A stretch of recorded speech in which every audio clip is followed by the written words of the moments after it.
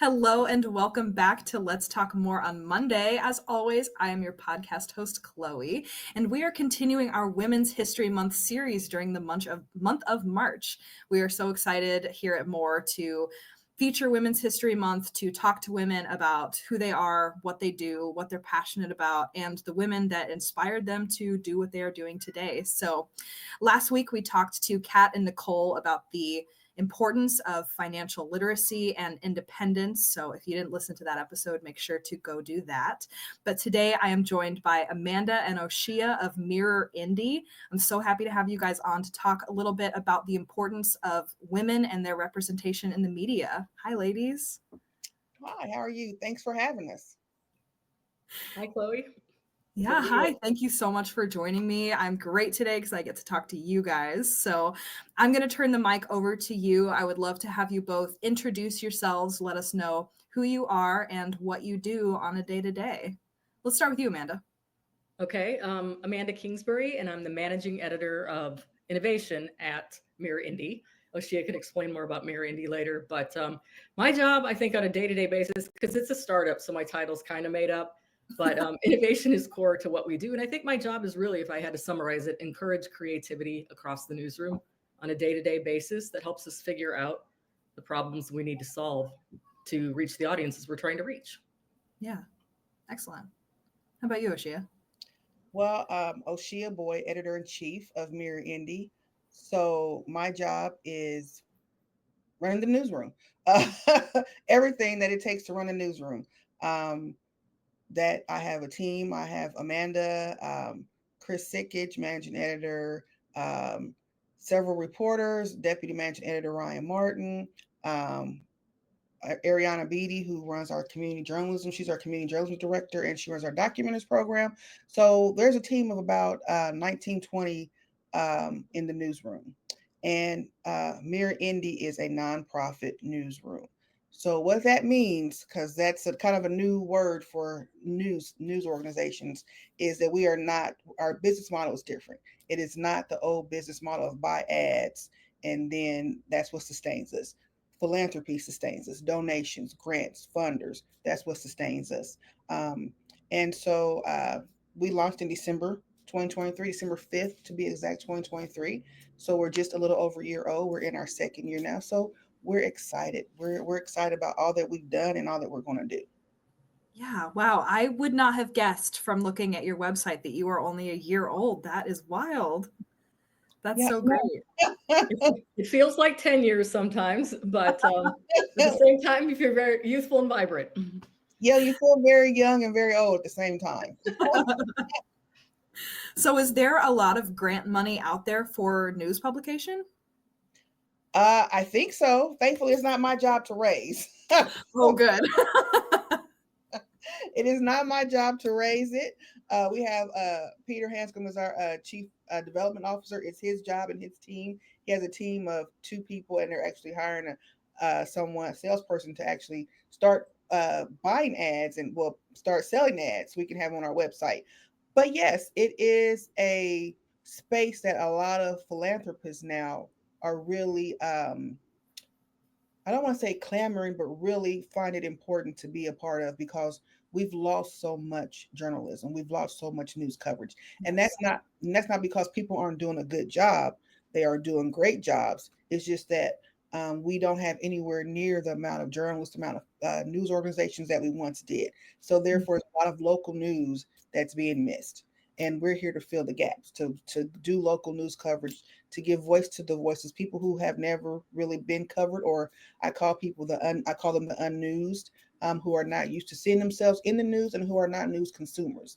And so there's just so much information and resources and just the day-to-day of how did we live in the city of Indianapolis, like what happens at city county council meetings, what happens at your township meetings that aren't being covered. And it's just because there's just not enough people. Yeah. And one thing Oseye was saying is that we play nice in the media ecosystem and that we see the IndyStar, Wish TV, WFYI, and others as partners. Mm-hmm. And so when we go to cover a story, we'll often pick up what they've done, or we'll say, what's the Mirror Indy angle? And all of our content is available for free to our media partners or even a community organization that wanted to republish it. Yeah, we want to add to the ecosystem, not duplicate and not take away. Yeah, not compete. Collaborate, not compete, I think is how we see it. Yeah. That's such a great tagline. Well, that's great. I love that mission. It feels very close to Moore's mission as well, which is just getting the voices out there for people who feel like they have no other outlet, right? So that's really great.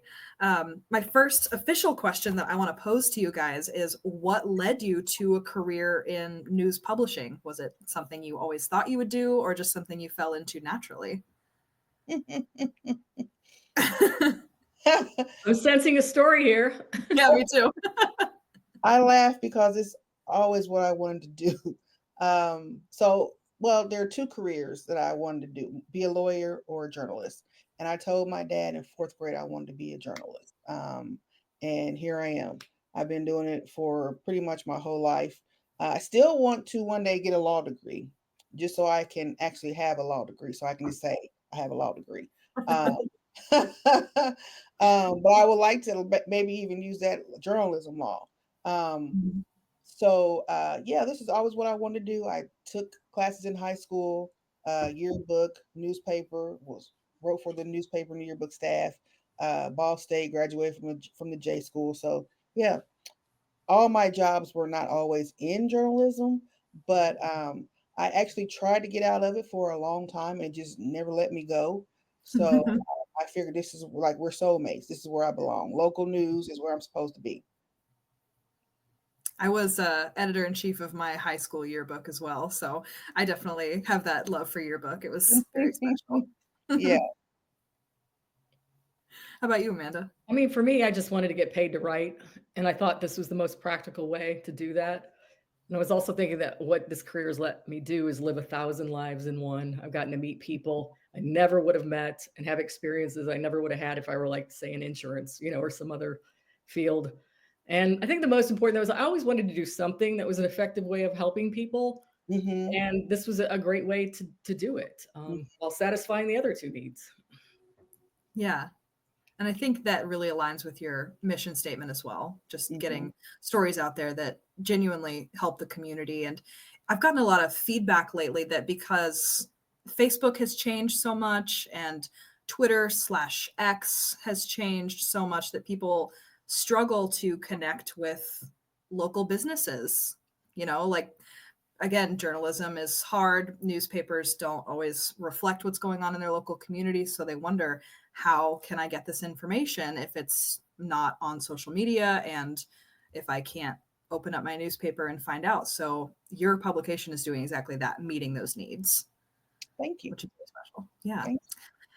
So it is Women's History Month, and I'm so happy to be talking to two women on this podcast that have such a great mission statement that aligns with Moore's. But I would love to know if there are women either in your lives or in the journalism world that inspired you to do what you're doing today. For me, I guess, Amanda, you make me go first every time. You know what? Well, this one's hard because think about when we were growing up. I mean, the role models were who? Jane Pauley, Barbara Walters. I mean, there were, it's really hard to say, yeah, Jane Pauley inspired me to get into journalism, Ida Wells Barnett. Ida Wells Barnett, for sure, for me. All right, that's a good one. Yeah. Well, her advocacy for the truth, her advocacy for, and so when she started in journalism, it was because of her friends being lynched, and she actually wanted to find out what really happened, because what was being said was not the truth, and often what was reported in papers at that time was not the truth. It was seen through a lens of white supremacy. So I always have tried to be an advocate for the truth, to have integrity, and to think about who are we serving. Yeah, and it's to serve the truth. I mean, and that serves the people, right? I mean, that's like lofty, but that's what journalism is, though. To me, it's like a lofty thing. Other people who've inspired me, Maya Angelou, one of my favorite writers, Toni Morrison. Yeah. And then locally, I would say Eunice Trotter has. I aspire to be like Eunice Trotter. I aspire to be like a legend that she is in journalism around here. Like when you say Eunice Trotter's name, everyone knows. Like, oh yeah, that's a legend in journalism. Owner of the Recorder at one point in time.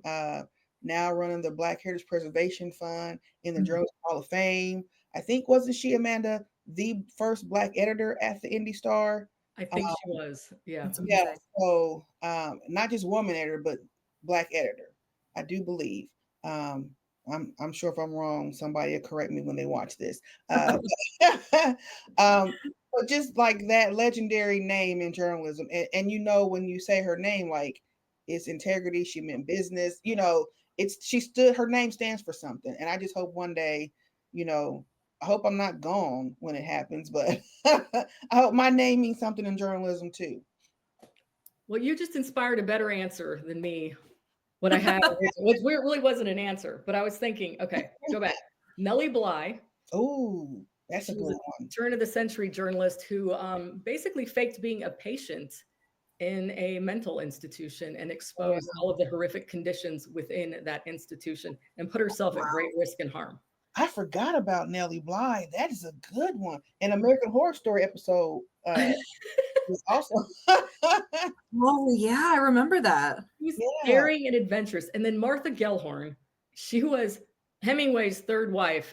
But what she says about that is that was the least interesting part of my life was being married to That's Hemingway. right, girl. I love that. Oh, But she was a wow. war correspondent, a badass war correspondent who wrote things in World War II that you can read now and you can see a lot of parallels Wow. because she was over in Europe covering the war. Those are good Yeah. ones. Well, thanks. But if you hadn't brought yours up, I probably wouldn't have gotten to mine. So thank you.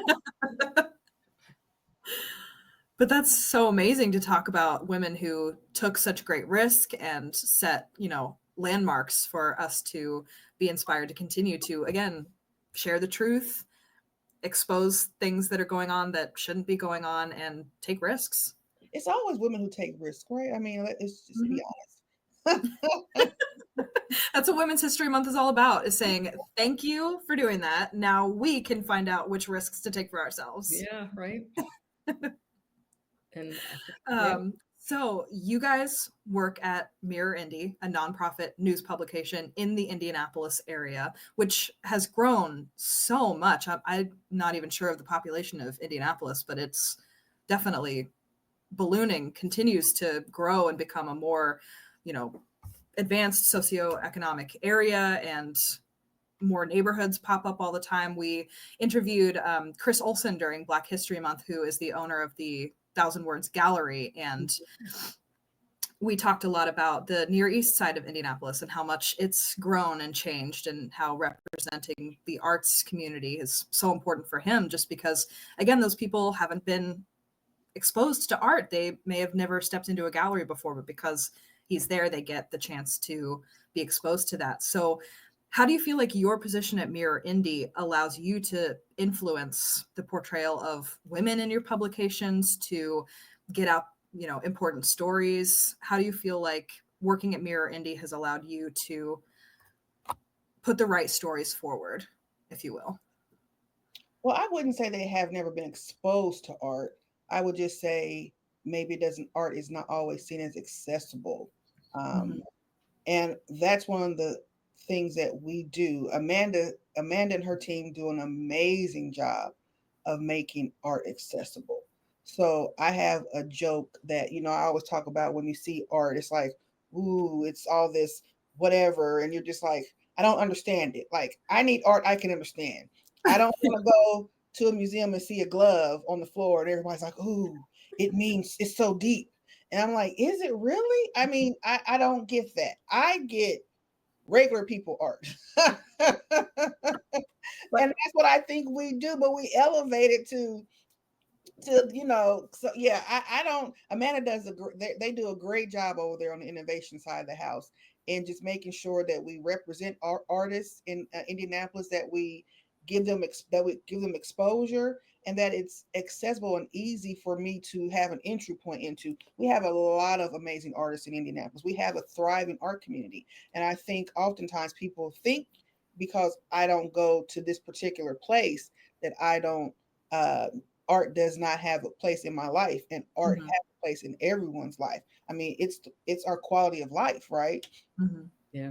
And art is everywhere. I mean, that's the thing we always try to communicate. When Jennifer Delgadillo, she's the arts and culture editor, and I used to work at the Arts Council, and we could realize how exclusionary the arts could be in the language they used, in the way they put the glove on the floor and expected you to figure it out. Right. And that art was for elite people who had master's degrees, not people who just walk around their neighborhood and admire things that their neighbors have created. Yeah. So we have worked hard to do that. But you were talking about portrayal of women. You mentioned that, right? And what Oseye and I do. I mean, some of the things I think about is making sure they're featured as expert news sources in our stories. I think, that I co-founded Indy Maven back in 2019 with Leslie Bailey. That's amazing. We were irritated with the way women were covered traditionally in media. It was either they were victims of crime, or they were, it was the more traditional roles. They were wives and mothers, right? And those were like the two times they really received a lot of coverage. And we were like, well, what's happening in the in-between? So that's why we founded Indy Maven. And then I would think Oseye could probably talk about this more, but talk about this more. But also it's important to raise awareness of issues that are affecting women. Yeah, definitely. I don't think there's an issue that doesn't affect women, right? I mean, because we are the givers of life. We're out here working. We make decisions. There's so many things.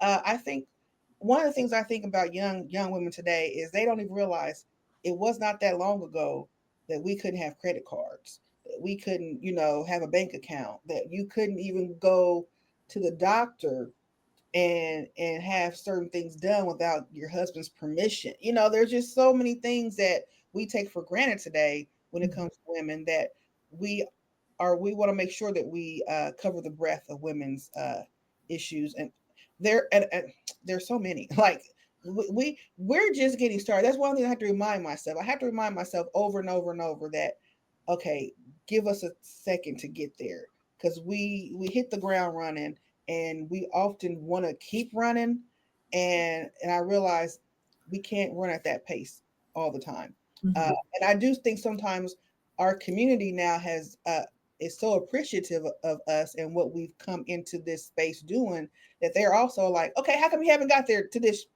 story yet? We need you to do this story. And we're like, yes, we will. We will. We want to get there, but we've had to be intentional about saying, slow down. This place is not sustainable. Yeah. And we want to do quality work. Our work, we want it to matter in every single article we do, from the smallest brief to the biggest investigative series. We want it to all be quality. And so we've had to just learn to start pacing ourselves. And Amanda and I kind of go back and forth. We're like, okay, remember to breathe. We can Why are we doing this to ourselves? We don't need to do this. Yeah. One thing it's so important to let women understand the rights they have now and who fought for them, right? To get them the rights they have now. I was thinking it was in 1992, I think, that spousal rape became illegal. 1992. Yeah. Before that, your husband could legally rape, it's a weird phrase, legally rape you, but that's what happened. And so, especially to see things changing now and our rights being taken away, it's really important to not take for granted what you have and what you had. Well, yeah, women still aren't believed. No. Women still aren't believed. Yeah, and it's hard in the media because you have to ask the tough questions though too. But just the fact that whenever there's an allegation, it's like, yeah, okay, she's lying. What did she do? Yeah, right. What did she do? You have to prove credibility before you can even speak. Yeah. Well, ladies, thank you so much. This has been an excellent episode of Let's Talk More on Monday. But before we wrap it up, if people are interested in what you're doing, how can they find you? mirrorindy.org. We're We're on all socials. Well, I don't know all socials, but There's too Facebook, Instagram, LinkedIn. And X. Those might change though. We're Right. currently revising our social strategy, but for now. Excellent. All right. Well, thank you both so much. And if you are listening, thank you for listening. We really appreciate it. And we're going to be joined by these two wonderful women over on our Patreon to dig deeper. So make sure to join us over there. If you do, you are supporting more in our mission to make opportunities reachable for everyone and supporting our internship program, which is very near and dear to our hearts. So hopefully we'll see you over there. And thank you, ladies, both for joining me today. Thank you. Thanks. All right. We'll see you next time on Let's Talk More on Monday. Bye-bye.